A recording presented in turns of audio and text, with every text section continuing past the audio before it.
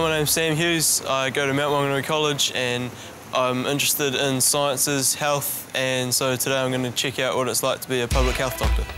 Today Sam meets Dr Neil DeWitt to get the inside information. Hi Sam, I'm Neil. Thanks for joining us today. Do you want to come through? So what is it exactly that a public health doctor does?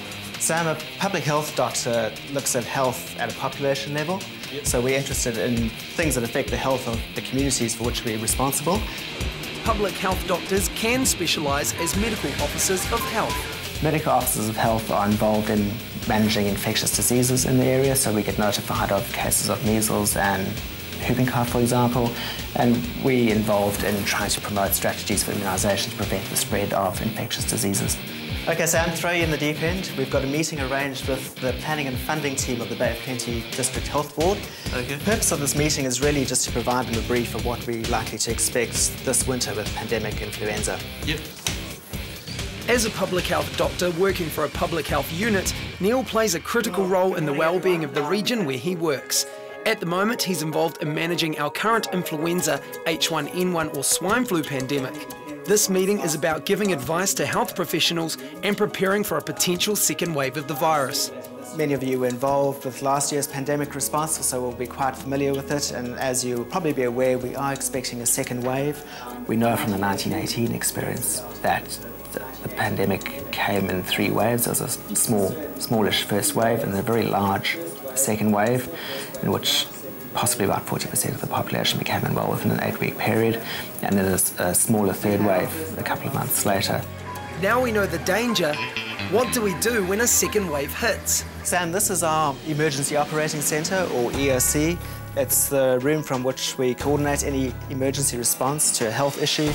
I'll be giving advice on what's happening internationally, what's happening nationally, and also looking at how infectious the organism is or the virus is and what we should be doing in terms of our local response. Dave has been a teacher help at a kids' diabetes camp and on his return has been confirmed with swine flu. It continues to be dangerous for those who have existing conditions like asthma and people with weak immune systems. Also, at least half of the population don't yet have immunity to it. Sam needs to help stamp out the disease by tracing the people Dave's had contact with.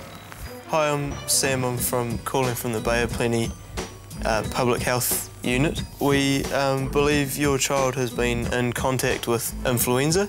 Contact tracing is a process that we look at when that person was infectious, identify those people that had close contact, and then provide advice on, for example, immunisation if it's a vaccine-preventable disease, or treatment.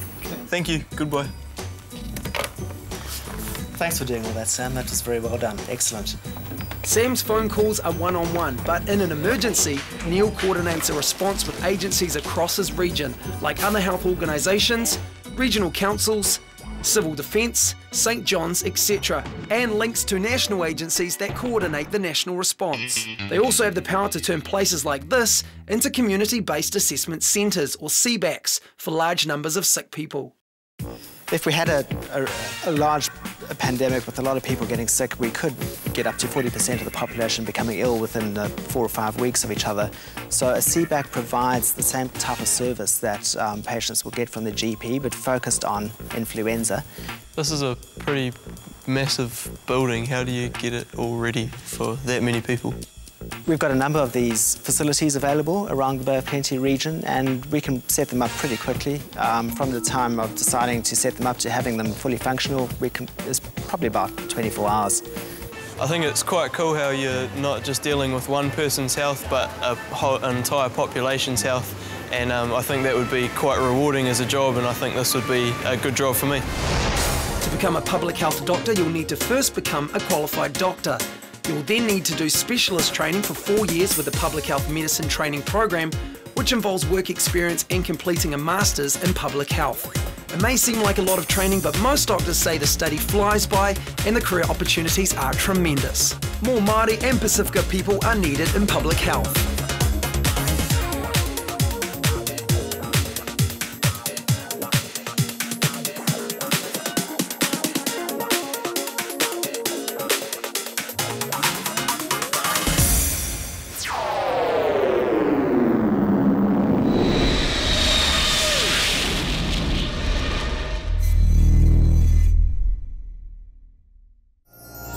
supporting local content so you can see more of New Zealand on air.